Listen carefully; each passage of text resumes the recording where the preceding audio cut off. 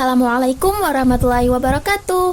Berjumpa lagi nih dengan mata kuliah Ushul Fikih, dosen pengampu Bapak Muhammad Arif, SPDI, MPD.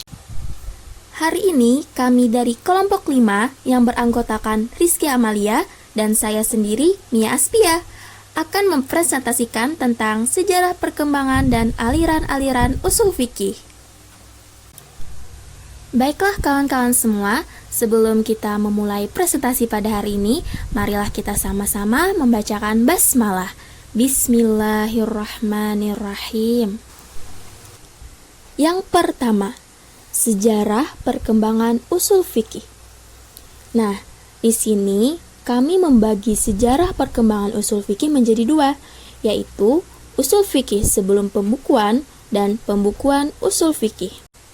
Oke, kita bahas ushul fikih sebelum pembukuan dulu ya. Sebagaimana ilmu-ilmu keagamaan lain dalam Islam, ilmu ushul fikih tumbuh dan berkembang dengan tetap berpijak pada Al-Quran dan Sunnah. Dengan kata lain, ushul fikih tidak timbul dengan sendirinya, tetapi benih-benihnya sudah ada sejak zaman Rasulullah dan sahabat. Masalah utama yang menjadi bagian ushul fikih seperti ijtihad, qiyas, nasakh, dan takhsis sudah ada pada zaman Rasulullah dan sahabat.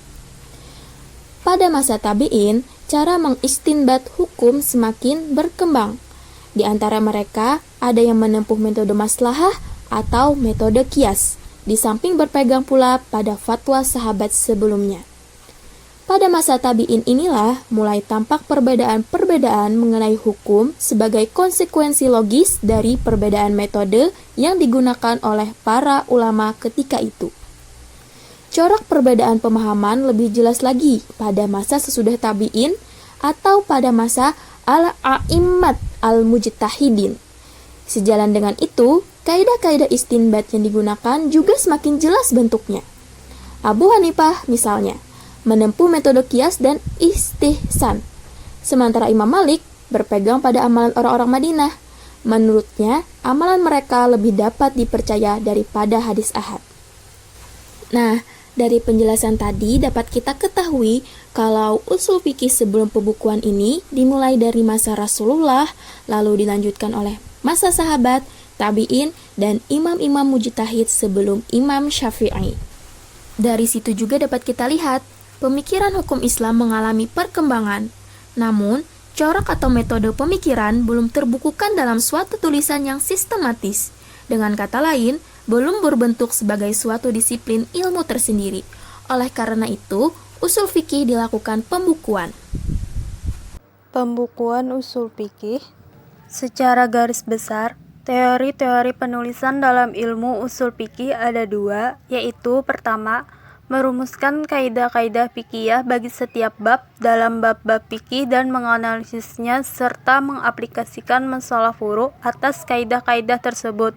Misalnya, kaidah-kaidah jual beli secara umum atau kaidah-kaidah perburuhan. Kemudian menetapkan batasan-batasannya dan menjelaskan cara-cara mengaplikasikannya dalam kaidah-kaidah itu. Teori inilah yang ditempuh oleh golongan Hanafi dan merekalah yang merintisnya. Yang kedua, merumuskan kaidah-kaidah yang dapat menolong seorang mujtahid untuk mengistinbat hukum dari sumber hukum syar'i, tanpa terikat oleh pendapat seorang faqih atau suatu pemahaman yang sejalan dengannya maupun yang bertentangan. Cara inilah yang ditempuh Al-Syafi'i dalam kitabnya Ar-Risalah, suatu kitab yang tersusun secara sempurna dalam bidang ilmu usul dan independen. Kitab semacam ini belum pernah ada sebelumnya menurut ijma ulama dan catatan sejarah. Begitulah kawan-kawan penjelasan mengenai pembukuan ushul fikih. Selanjutnya, kita masuki tahapan-tahapan perkembangan ushul fikih. Secara garis besar, perkembangan ushul fikih dapat dibagi dalam 3 tahap, yaitu tahap awal pada abad 3 Hijriah, tahap perkembangan pada abad 4 Hijriah, dan tahap penyempurnaan pada abad 5-6 Hijriah. Yang pertama, tahap awal pada abad 3 Hijriah. Pada abad 3 Hijriah, di bawah pemerintahan Abbasiyah, wilayah Islam semakin meluas ke bagian timur. Salah satu hasil dari kebangkitan berpikir dan semangat keilmuan Islam ketika itu adalah berkembangnya bidang fikih, yang pada gilirannya mendorong untuk disusunnya metode berpikir fikih, yang disebut usul fikih. Kitab usul fikih yang pertama tersusun secara utuh dan terpisah dari kitab-kitab fikih ialah Ar-Risalah, karangan Asy-Syafi'i. Kitab ini dinilai para ulama sebagai kitab yang bernilai tinggi. Selain kitab Ar-Risalah, pada abad 3 Hijriah telah tersusun pula sejumlah kitab usul fikih lainnya. Namun, perlu diketahui, pada umumnya kitab-kitab usul fikih yang ada pada abad 3 Hijriah ini tidak mencerminkan pemikiran-pemikiran usul fikih yang utuh dan mencakup segala aspeknya, kecuali kitab Ar-Risalah itu sendiri. Yang kedua, tahap perkembangan pada abad 4 Hijriah. Sebagai tanda berkembangnya ilmu usul fikih dalam abad 4 Hijriah ini, yaitu munculnya kitab-kitab usul fikih yang merupakan hasil karya dari para ulama fikih.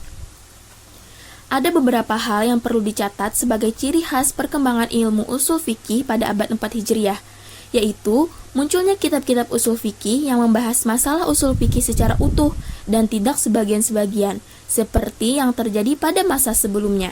Kalaupun ada yang membahas kitab-kitab tertentu, hal itu semata-mata untuk menolak atau memperkuat pandangan tertentu dalam masalah itu. Yang terakhir, tahap penyempurnaan, yaitu pada abad 5-6 Hijriah. Dalam sejarah perkembangan ilmu usul fikih, pada abad 5 dan 6 Hijriah ini merupakan periode penulisan kitab usul fikih terpesat, yang diantaranya terdapat kitab-kitab yang menjadi kitab standar dalam pengkajian ilmu usul fikih selanjutnya. Itulah penjelasan singkat mengenai sejarah perkembangan usul fikih. Selanjutnya, kita masuki ke submateri kedua, yaitu aliran-aliran usul fikih. Selanjutnya, aliran-aliran usul fikih, aliran mutakalimin, aliran fuqaha, dan aliran mutaakhirin. Yang pertama, aliran mutakalimin. Aliran ini disebut juga aliran Syafi'iyah karena orang paling utama mewujudkan cara penulisan usul fikih seperti ini adalah Imam Syafi'i. Dan dikenal aliran mutakalimin karena pakar di bidang ini setelah Imam Syafi'i adalah dari kalangan mutakalimin atau para ahli ilmu kalam. Misalnya Imam Al-Juwaini, Al-Qadi Abdul Jabir, dan Al-Imam Al-Ghazali. Aliran ini membangun usul fikih secara teoritis murni tanpa dipengaruhi oleh masalah-masalah cabang keagamaan. Begitu pula dalam menetapkan kaidah. Aliran ini menggunakan alasan yang kuat, baik dari dalil nakli maupun akli, tanpa dipengaruhi masalah furu dan mazhab. Sehingga ada kalanya kaidah tersebut sesuai dengan masalah furu dan ada kalanya tidak sesuai.